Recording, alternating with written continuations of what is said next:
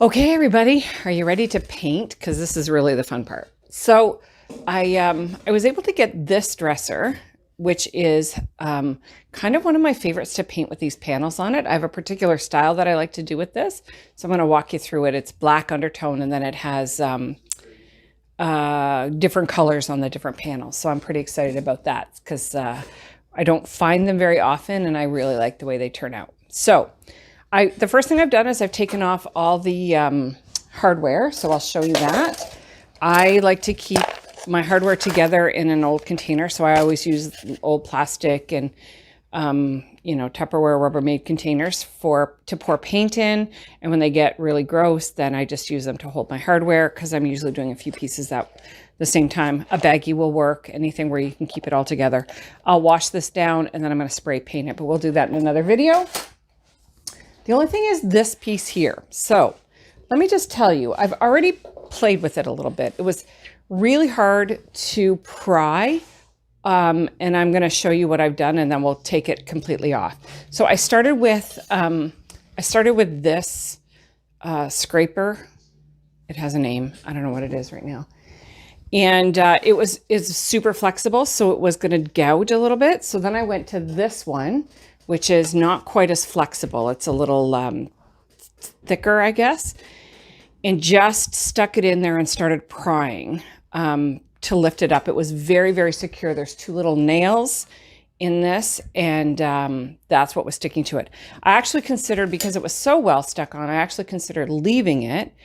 But then if I'm going to paint the rest of the hardware, that would look silly. And then I would have to paint it, and I can't spray paint it when it's on. So let me show you. So now I'm just using this like scraper thing. You can use a big screwdriver. And I've got it lifted a little bit from this one.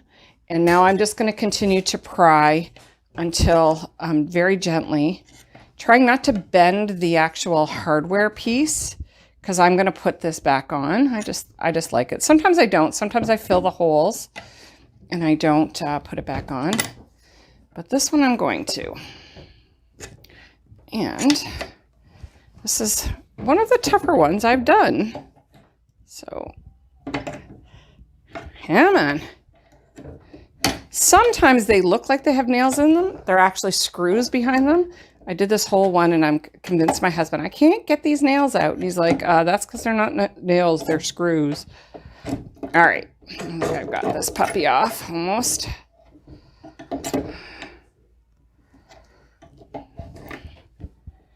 All right. Now I have to look for the nail because it went flying. All right. So part B is to clean it. So as I've said before, sometimes I just use Lysol wipes.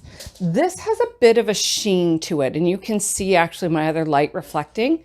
And so it's super dirty where the handles were. I'm just going to bring you up a little bit so you can see the dirt, like where over here you can see where the handles were around the edges. Now I'm going to put those handles back on, so it's not that big of a deal. But what I'm going to use instead of my typical Lysol wipes is I'm going to use a liquid deglosser. So I actually am going to use this one. This is Crud Cutter Deglosser, and basically it's one step. It cleans and deglosses, so it takes the high sheen off of it. And you can paint when it's dry. So like 10 minutes, it says. So I just take a cloth, and I'll go through that in a minute. This is another one that I've had. This is like a liquid sandpaper. This one's a little more toxic, so it's gone, but